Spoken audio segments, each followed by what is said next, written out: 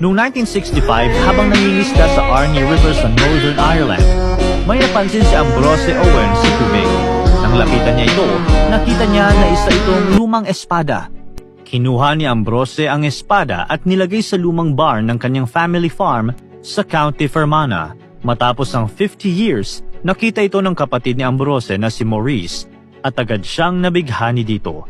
Binigay niya ang espada sa mga archaeological experts at doon lang niya nalaman na ang espada pala ay isang tunay na Bronze Age sword na ginawa pa makalipas ang 2,600 years.